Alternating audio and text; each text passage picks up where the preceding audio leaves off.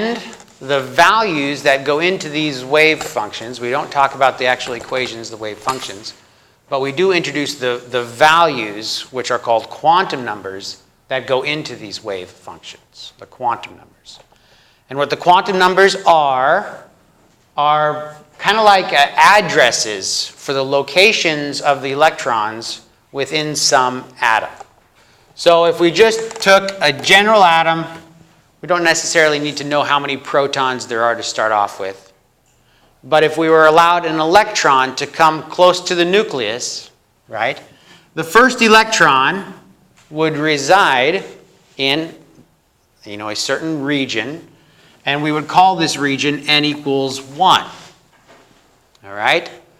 And then as you kept adding electrons, more electrons would begin to fill in this region until it was full, and then you would need an n equals 2 until it was full, and then you would need an n equals 3, right?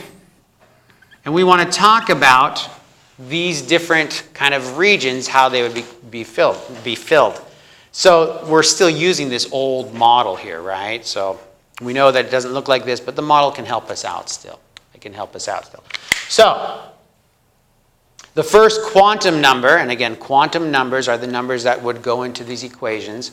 We don't use them in equations, but we do use them to learn about how electrons behave.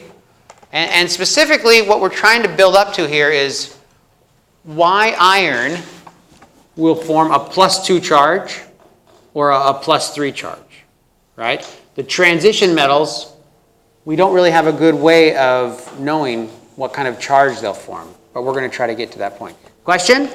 Yeah. So the quantum numbers, do they tell you where exactly on the shell it is, or just which shell? It tells you, well, there's lots of quantum numbers. The n value only tells you which shell it's in. But then after the n value, we get an L, m sub L, and m sub S, and they tell you more information about the electron. Okay? N has the most information in terms of the distance from the nucleus, right? With the higher n value, the higher or the farther distance from the nucleus. Okay? So, n also corresponds pretty well with the row. Is that the row? Yeah, the row of the periodic table. So if you're in the first row, hydrogen and helium, those electrons are our n equals 1. And in n equals 1, we can only fit 2 electrons. Okay? N equals 2 corresponds with the second row. And how many electrons do you think will fit in n equals 2? 8. That's right. You can count across there. And if I had ended up with 2 electrons here, 1, 2, and then another 8 here, what atom would I have?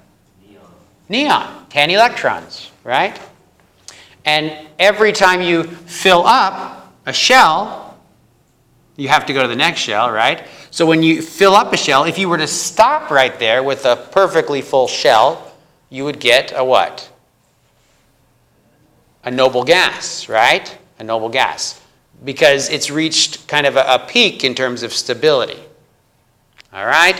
And if you're 1 away from a noble gas configuration, you're kind of unstable because it's going to pull electrons anywhere it can to get stability. If you're 1 over, same thing, kind of unstable because it's willing to give up electrons really easy to try to find that stability. Okay?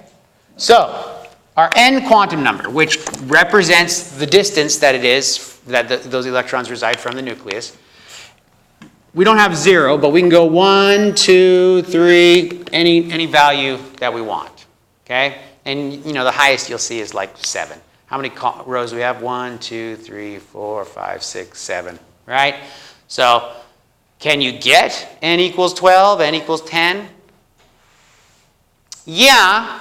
But those are not what we call a ground state. What did I say the opposite of ground state was? Do you remember last class?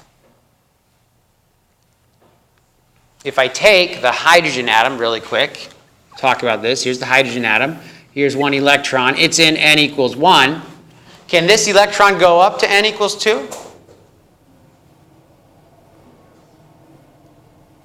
What do you think?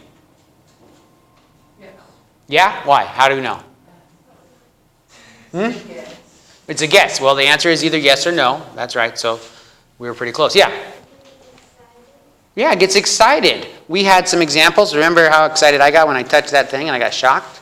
Remember that? So the electricity was exciting those electrons up to higher levels, right? So there's no electrons in the hydrogen atom that are in n equals 2 to start off with in its ground state. But yes, you can push this up higher and higher and higher, right? And when an electron drops all the way down like that, releases a ton of energy, light will come off, right? Here's a little review. If n here equaled maybe n equals 8 and dropped down to n equals 1, so a transition from n equals 8 to n equals 1,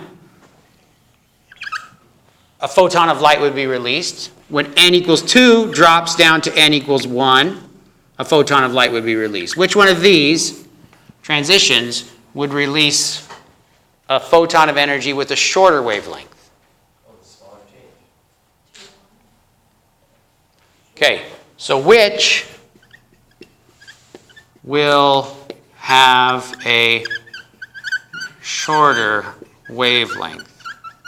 Hopefully you can understand what I'm talking about. A transition from 2 to 1 or 8 to 1. Talk to your neighbors. Let's make sure the whole class gets the same answer. Before I come back, got a limited amount of time. Better hurry.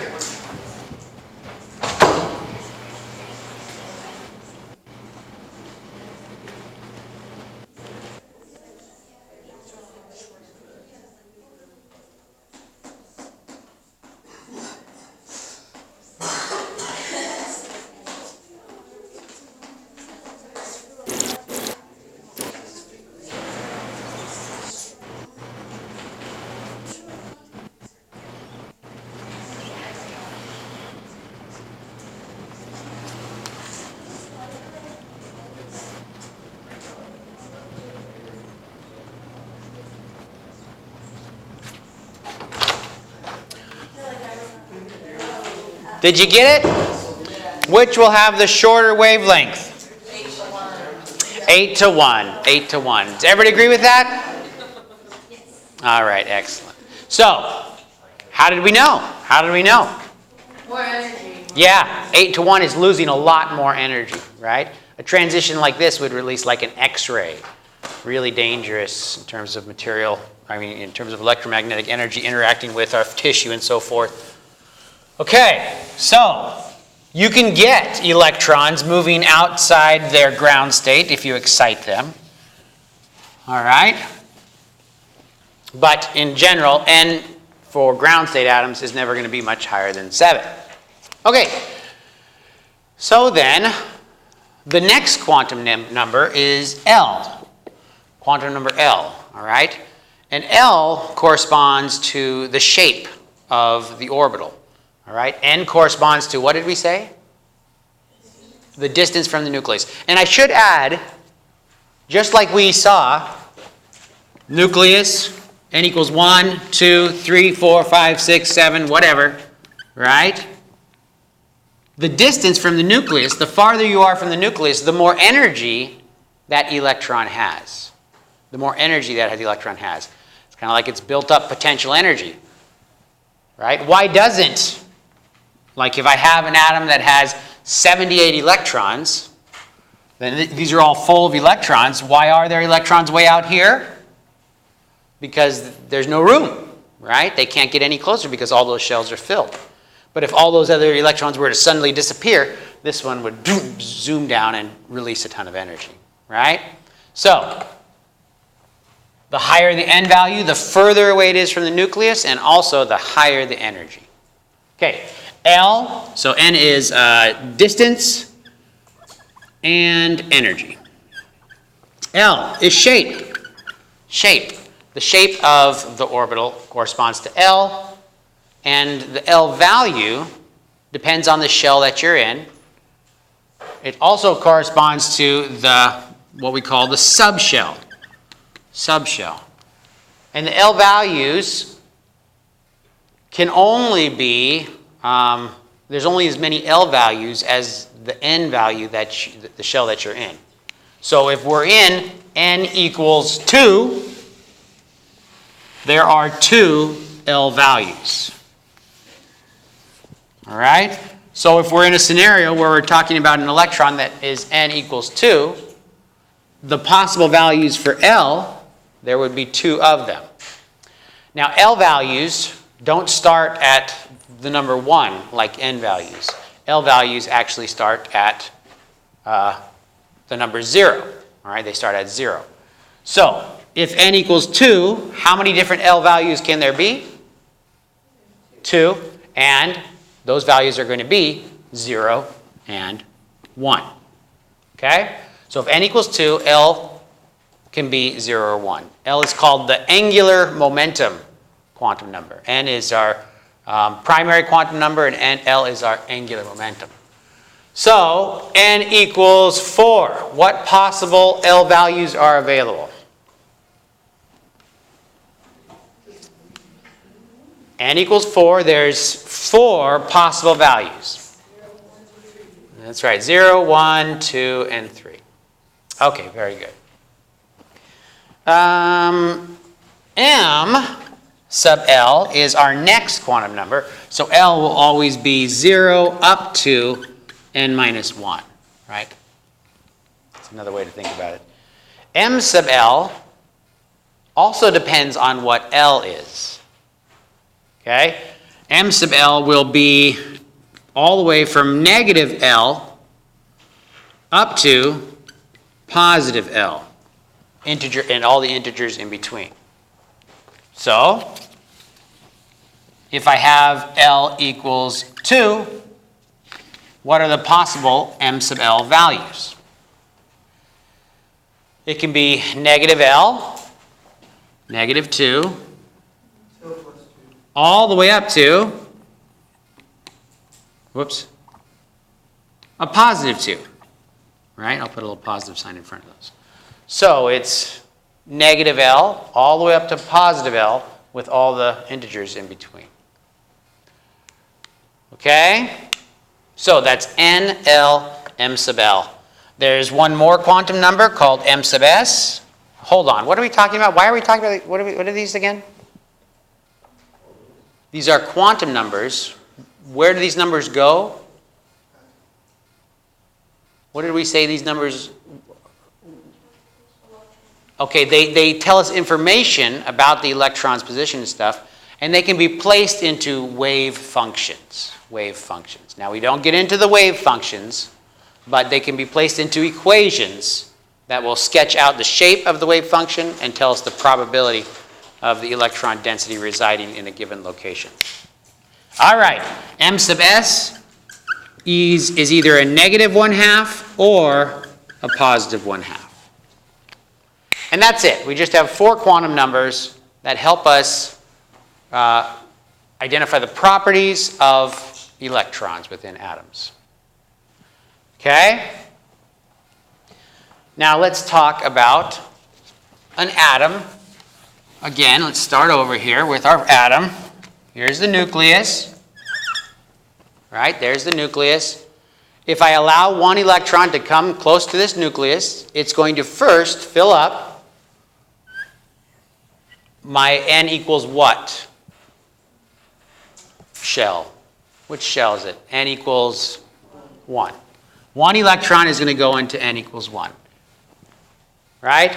So n, and in the address for that electron would be n equals 1. L would have to equal 0.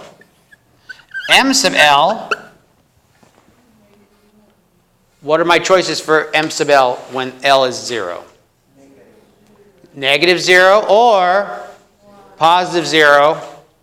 It's just 0, right? That's all we got, right? Just 0. So it's just 0, right? 0 is the only choice there. And then I have M sub S. What did my M sub S values they say they could be? Negative or positive 1/2. That's M sub S. So I'll put in a negative 1/2 for that one.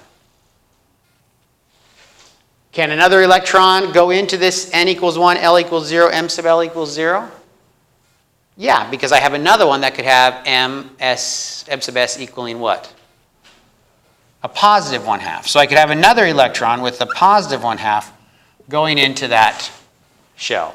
Again, n equals 1, L equals 0, that's not a 6. M sub L equals 0, and M sub S now will equal positive 1/2. Can I have any more electrons in there? That's it. Those are all the quantum numbers that can exist when n equals 1. If n equals 1, L has to be 0, and then M sub L has to be 0, and M sub S can either be plus 1/2 or minus 1/2. And that's it. So in my n equals 1, I can only fit 2 electrons. And there they are. So here's my n equals 1, 2 electrons in there. Okay, what about when n equals 2? If n equals 2, L can equal 0 or 1. So let's say L equals 0 here, and in this case over here, n equals 2, L equals 1. Okay? If n equals 2, L equals 0, then what does M sub L equal in this case? Has to be only 0, and then M sub S will equal, it could be either a minus 1/2 or a plus 1/2, and we'll start off there, but then we can see that there's another one that'll have a plus 1/2. So in the n equals 2, L equals 0, right, we have 2 electrons. Now I'm going to tell you this right now. Some of the different shapes related to L. I told you that L was the shapes, right? L equals 0 means spherical. L equals 1 means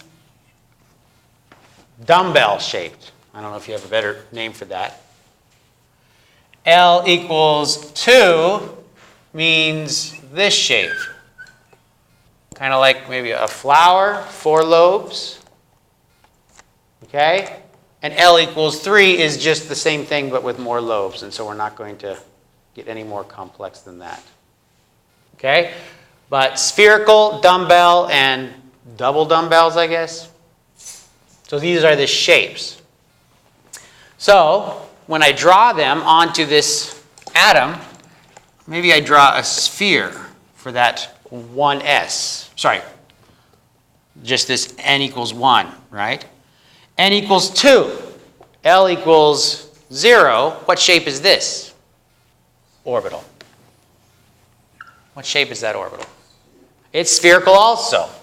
So I'm going to have to draw it over here. It's bigger. How do we know it's bigger?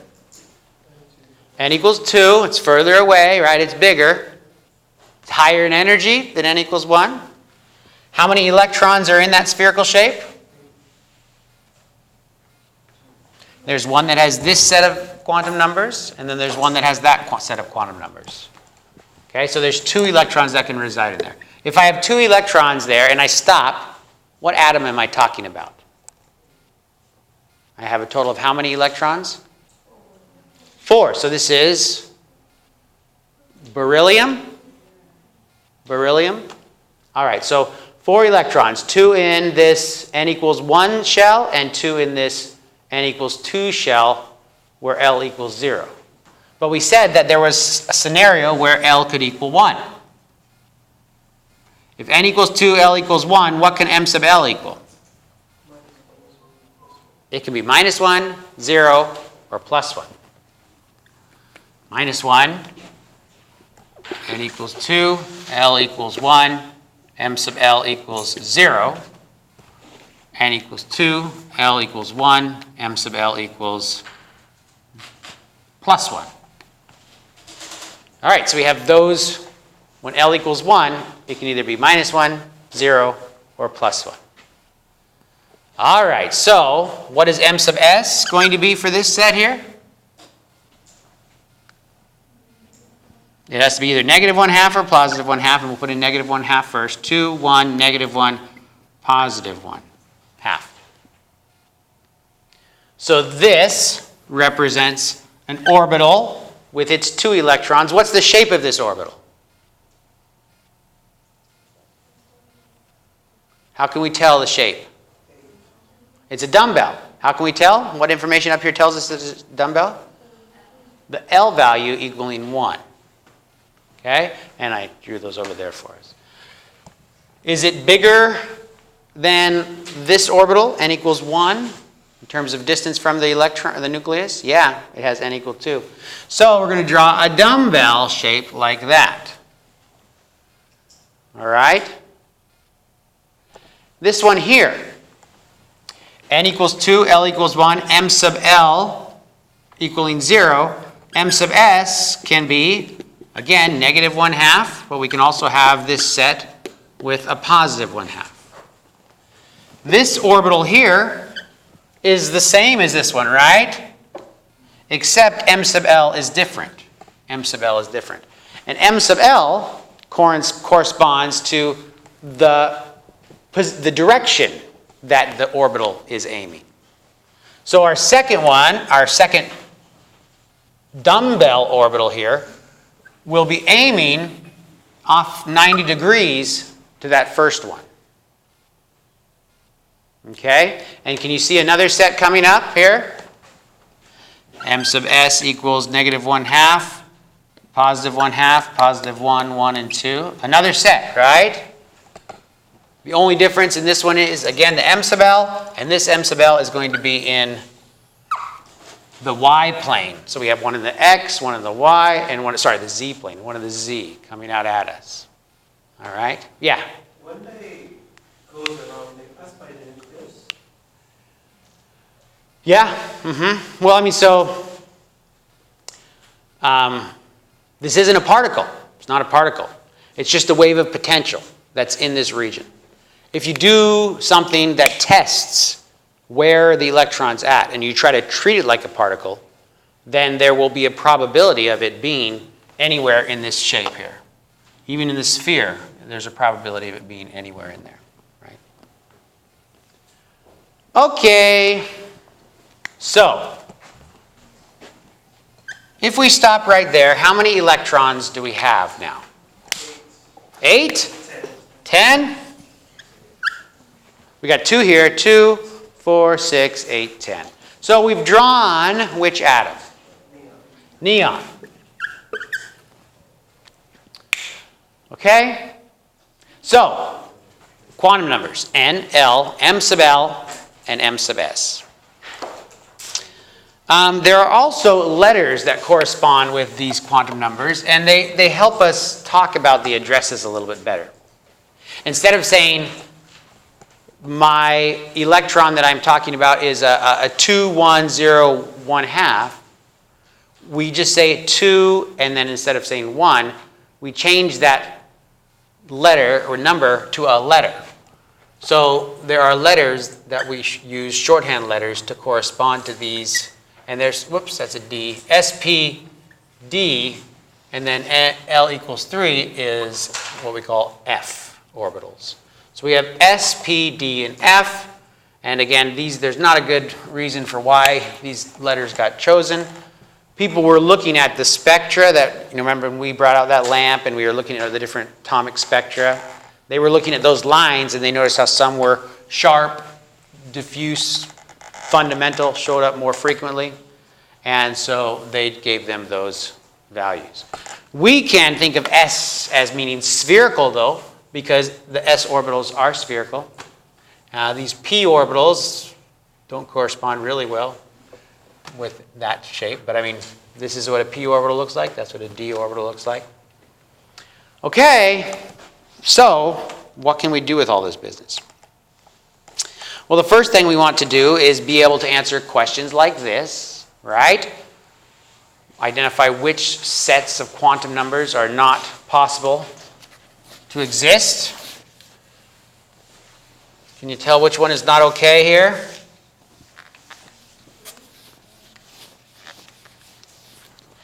Talk to your neighbor.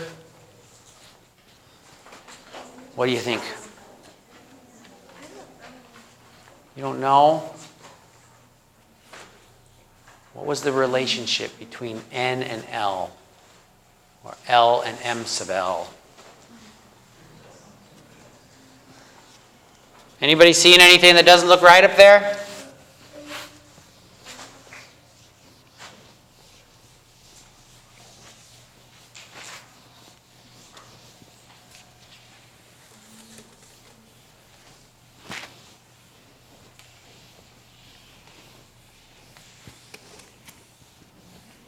Which one's wrong? A. What's wrong with A? All right. So N can be like 1 through, whatever number, infinity, going to be about 7 max, right? L will always be like N minus 1, 0 up to N minus 1. All right, and the number of N or L values, is equal to whatever N is, right? So if N equals 3, the possible values for L are 0, 1, and 2. And there's 3 of them, right? Okay.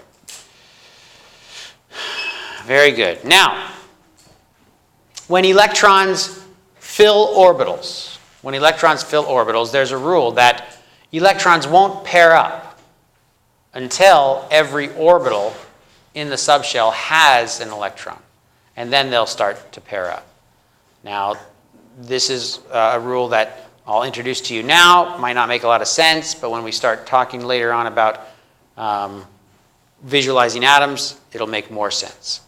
But the idea is each orbital has to get an electron like this before you start pairing them up. You can't pair up like that. And you can't put different directions on those electrons. So these arrows represent electrons, these little circles represent orbitals, and up represents a positive 1/2 and down represents a negative 1/2. Okay. Our periodic table is broken up into L and N values. We said that the row corresponded to what quantum number? The N value. And the groups here, we got these 2 columns, the transition metals, this block here, and the inner transition metals. These correspond to the L value. If L equals 0, L equals 1, L equals 2, L equals 3. All right? So this block is called the S block. This block, what do you think this block's called? P block. That's called the P block. This one here, D block, and our F block. Okay? Different blocks. So you can look at an electron like the last electron in aluminum. All right? The last electron in aluminum, and it's always interesting to talk about the last electrons because those are usually the ones that do the chemistry. Correct? They're the ones that are interested in either filling or emptying their outer shells so that they can stabilize their energy somehow. The last electron in aluminum, what's its N value? 3. How did we know that N equals 3 for the last electron in aluminum? Third row. All right? N equals 3 for the last electron in aluminum. N equals 3. What does L equal? It equals, it's either 0, 1, or 2. But we know now which one it is because of its location. It's the second one, but it's not 2, is it? Because it's in the P block, which means L equals 1. Okay? So L equals 1 for that last electron. And that's what we can learn from the periodic table. It's not a D block, it's 2. It's not 2, right? How do we know it's 3 for N? How did we know N was 3 for the last electron in aluminum? Because aluminum is in the third row. Oh, okay. That third row. So would the outer shell be 2? Third row means that it's in the third N. N equals 3. Right? True? Yeah. So the possible L values are either 0, 1, or 2. And that's 0, 1, and 2. This would be 3, right? Okay, 0, 1, 2, and 3. Yes. And this is also S, P, D, and F, which correspond to those L values. Okay. So we call the last electron in aluminum 3p. It's in a 3p orbital. we don't want to call it the 3-1 because that becomes less informative, right? 3p tells us 3, right? The distance from the nucleus. P, meaning the shape, right? Now, I said that the p orbitals are like this, right? Along the axis of a three-dimensional axis. But atoms don't hold still, right? They're tumbling in space, right? So all of these axes are all the same in terms of energy. All of these orbitals on these different axes are the same in terms of energy. So the m sub L value of aluminum, the last electron in aluminum, can't really be identified, right? The m sub L, because they're what we call degenerate. It could be m sub L. What are the possibilities here? If L equals 1, m sub L could be -1, 0, or +1, right? It could be any one of those. It could be in this plane, or in this plane. And even if it was in one of those, you're not going to be able to tell. The thing's tumbling around like crazy, right? But the information about it being in a p orbital is significant and important. So, then that means we have the ability to write what are called electron configurations. So we're going to write an electron configuration for aluminum. Yes, aluminum. You heard me right. Hold on. Electron configurations. Electron configurations help us visualize where the electrons are. All right? Aluminum's electron configuration, we're going to write the address for all of the electrons in aluminum. Starts off with hydrogen and helium, right? Electrons in the same region where hydrogen and helium are. So 1s, and there's 2 electrons in there. All right, so aluminum first has a helium core. Correct? 2 electrons fill up just like the helium atom. Then what's next? The next electrons go in the second row. 2s, and there's 2 electrons. If we were to stop right there, where would we be? Beryllium. That's right. We got to keep going to aluminum though. So what's after the 2s? We're still on the second row. 2. We're into the p block though. We got to fill up boron through neon. So how many electrons fit in the 2p subshell? You can count across there. Boron, carbon, nitrogen, oxygen, fluorine, neon. So 6. 2p, 6. Then what's next? After the 2p6 is filled, or the 2p is filled with 6 electrons? 3s. Right? 2. If we were to stop right there, what atom would we be at? We're at 3, third row. S block, 2 electrons in, right? Which is what? Magnesium. So now we just need 1 more electron, and what is it going to be? 3p. How many 3p electrons do we get if we're doing aluminum? Just 1. 3p1. So this is the electron configuration for aluminum. All right, now you already knew how many electrons aluminum likes to deal with. How many does it like to do? What does it like to do in terms of its compounds? That stabilizes it. Loses not 2, but it loses what? 3. It forms stuff like this, right? Aluminum chloride, like that, right? So, what 3 electrons is it losing? It's losing its highest energy level. These ones right here. Right? The 2 of them that are 3s2 and 1 of them that's a 3p1. Right? Those are the energies, or the highest energy electrons. You call the highest energy electrons valence electrons. Valence electrons. Okay? These ones you call core electrons.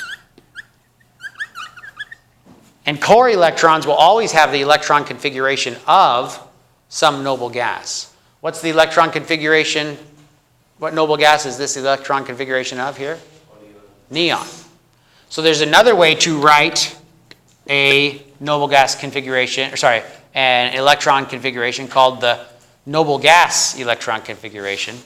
And it's where you just put neon and then start from that. Now, what you do is you find the element that you're after and go back to the nearest noble gas, which is neon. And then you could say aluminum has a neon core, and then you finish up 3s2 to magnesium, 3p1 to aluminum. All right, so there's two different ways to write our electron configuration for our atoms. Okay? Very good. Can you do this one up here on the board then? Which one is the electron configuration for the ground state of fluorine? Ground state of fluorine.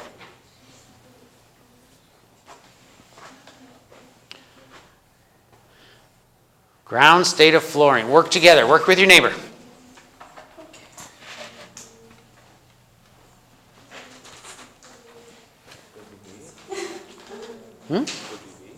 B?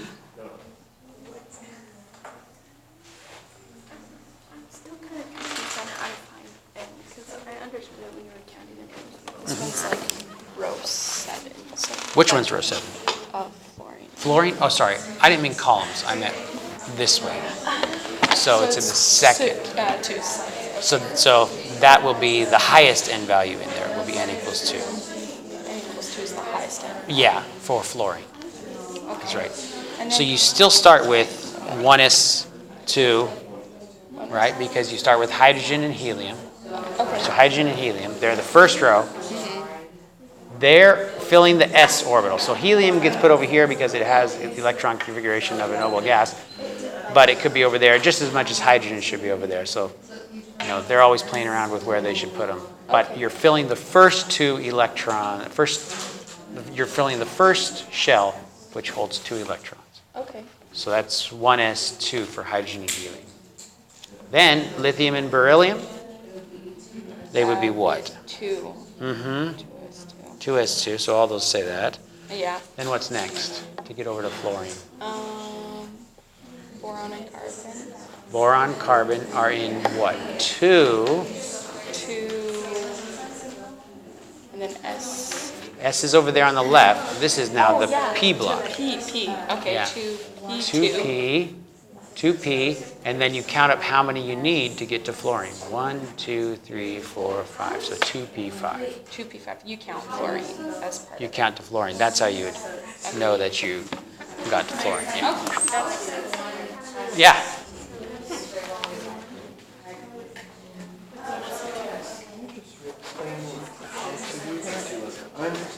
How to do this one? Yeah, and like aluminum. Okay, so N equals 1. So the first 2 electrons, 1, 2.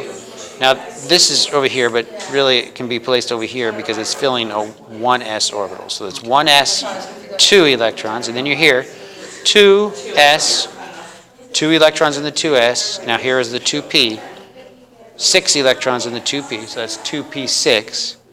And then after you're done with neon, you come on down here to hit these ones.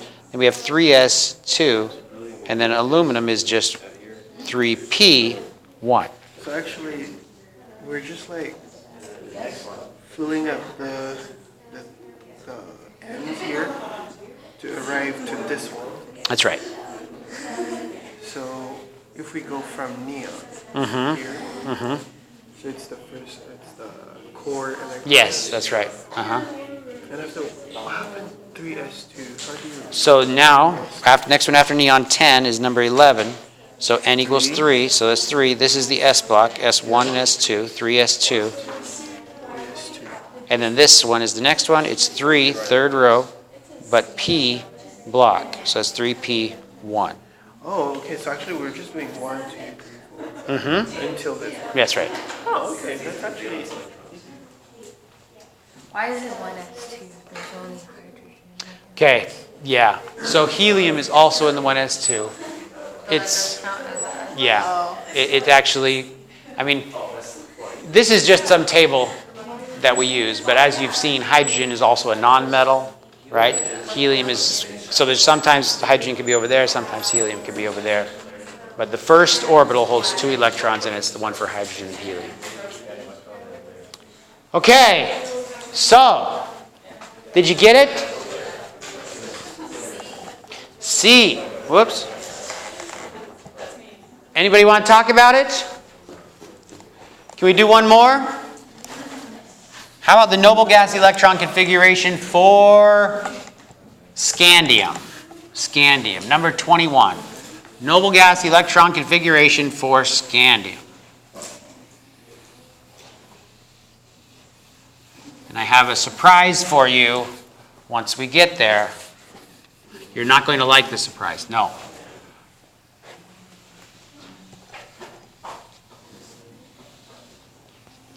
Electron configuration makes it easier, right? We just start with what? What do we start with if we're going to scandium? Can we just use argon? That's right, the electron configuration. Sorry, what am I saying? Noble gas electron configuration is what we want. So, we're going to start with argon.